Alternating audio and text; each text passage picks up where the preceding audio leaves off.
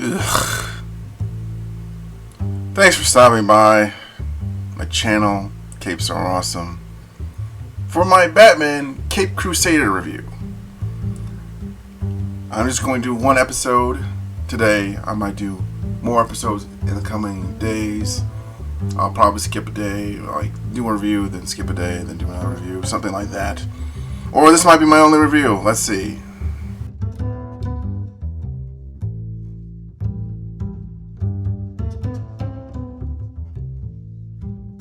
What many have called the show in the past few months, let's just say, they've been calling it Woke Batman. And the question is, does it deserve that title? I would have to say yes. Yes, it does deserve that title, but is it a good show? Let's find out, shall we? We open with a scene establishing the new Penguin. More on that a little tidbit later as we cut over to Batman doing Batman stuff. And this is where the show excels, when Batman's just being Batman. So for the most part, I was in this early scenes. I really enjoyed it. I really was on board. I was having a good time with the early scenes. Notice I said the early scenes. We get to see the intro of the show. And I gotta say, the intro looks nice. It's a nice little calm intro. There's no like action packed, there's no like adrenaline feel thing. It's sort of like a calm, muted intro, and I guess that's a sort of a reverse of the old Batman anime series intro. But I thought that was a nice little change up. So after the intro, we cut to a public defender, Barbara Gordon. Yes, that's right, she's a black woman. Then we meet Harvey Dent, and you guys remember the anime series from the 1990s. Harvey Dent was portrayed as a good friend to Bruce and a person standing up to criminals and a loving fiance. Just all around, he was a good person. Just all around. He had his faults, to be sure, but that just made him more of a well-rounded character. This was what made his transformation into Two-Face all the more tragic. Well, not here, you bigot. Here is a portrayal as this character is a massive, arrogant jerk making advances on Barbara from the get-go. Just letting you know that he's a jerk and you shouldn't like him. Nice and subtle storytelling show. Nice and subtle. After that, Batman finds out the Penguin is the mastermind, is behind the bombing, blah, blah, blah. And we get to see the Penguin in her full glory. That's right, her full glory. It's a female now, you bigot. Before we go any further, I would just like to say I am not racist, nor do I hate women, nor do I hate people with different sexual tastes than me. In other words, I don't hate homosexuals. I do not hate anyone. I believe everyone should get along. Know that I truly, and I repeat, truly believe that people should get along. There is no us versus them. There is us and them. We should work together for a brighter tomorrow. I don't hate anyone with different sexuality or different viewpoints than me.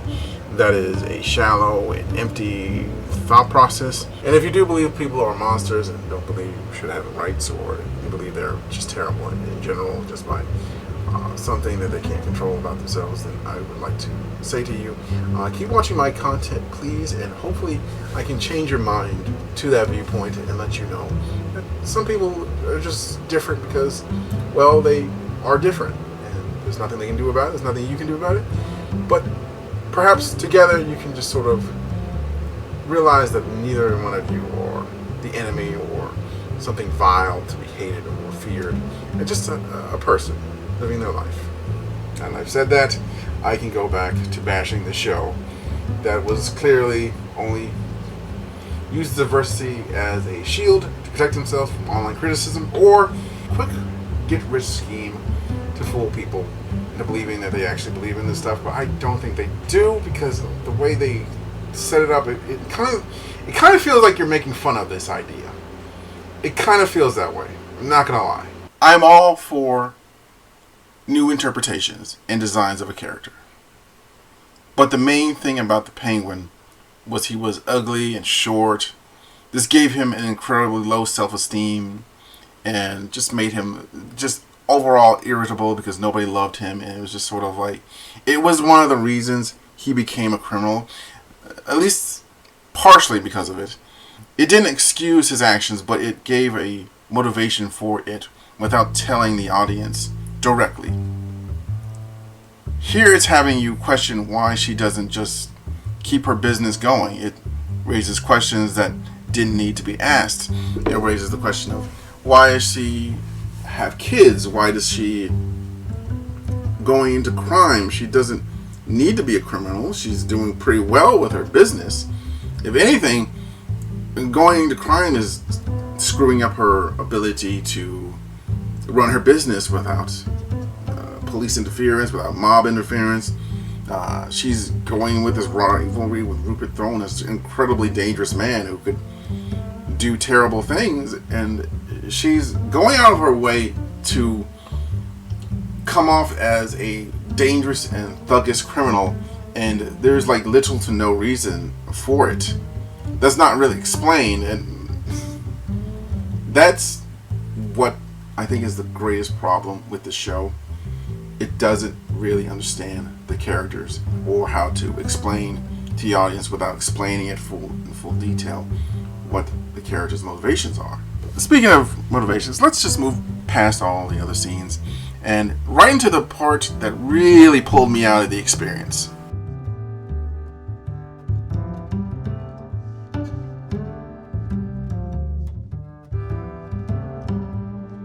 Okay, so this criminal guy, right?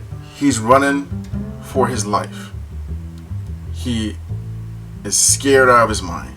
He's flipping out like, and Barbara Gordon is like the one place he can go to, and he knows that if he goes to Barbara, he can go to Jim Gordon and he can go into police custody and be safe.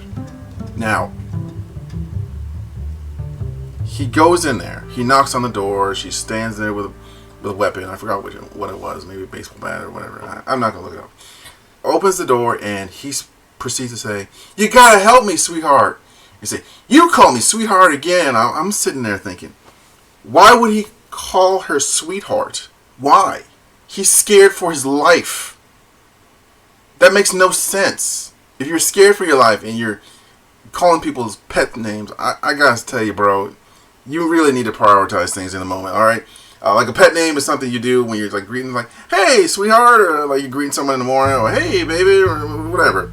Now, people do that when they greet you, or they're just sort of saying like lovely things to you, not because they're like coming on to you or hitting on you, but they're trying to be nice and cordial. They might not know your name, or they might not know what you prefer to be called, or something like that. And they're just trying to be, playful and quaint with you. They're not really trying to be aggressive with you. Now, sometimes they say it in a way where they're being aggressive, or they're trying to attack you, or the power dynamics are much different. Okay, so, but I've never heard people call someone sweetheart when they're scared for their life. Really, that doesn't make sense to me, is what I'm trying to say. This scene didn't make sense.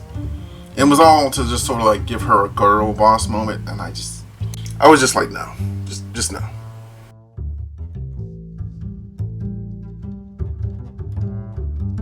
Okay, so let's just jump to the end where the big fight and the over-the-top missile launcher that was shaped like an umbrella. I did like those parts of being campy and over the top. That really reminds me of the old Adam West Batman from the 1960s. There's room in Batman for campiness. There's room for it in the 1990s Batman. There was room for it in the campy Adam West Batman. There was room for it in the 1980s Batman as well, with Tim Burton, Michael Keaton. There's always going to be room for campy Batman in my mind. So yeah, they had the big fight and Penguin's defeated. But it sort of like leaves it open for the Penguin, but, and there's like some more stuff at the end.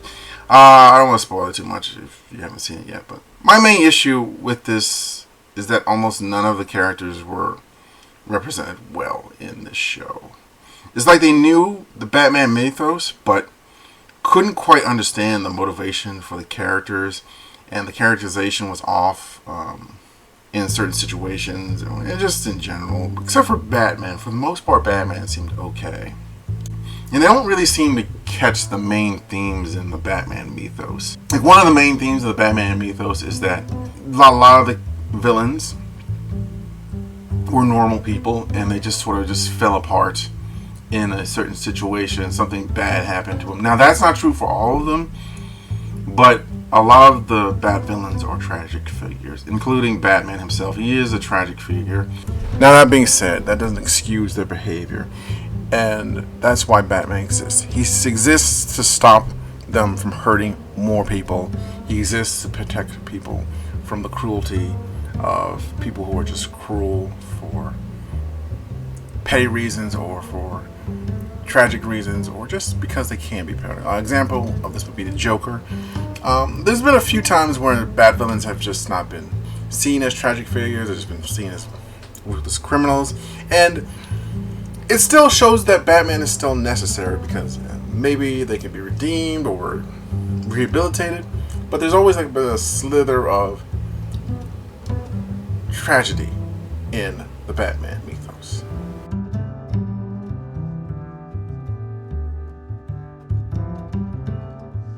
As of now, this is, I wouldn't say the weakest first episode I've seen, but it was definitely one of the weaker episodes. It's still watchable, so I'll keep going if this video does well. If it gets like 2 or 3 likes, then alright, I might keep going.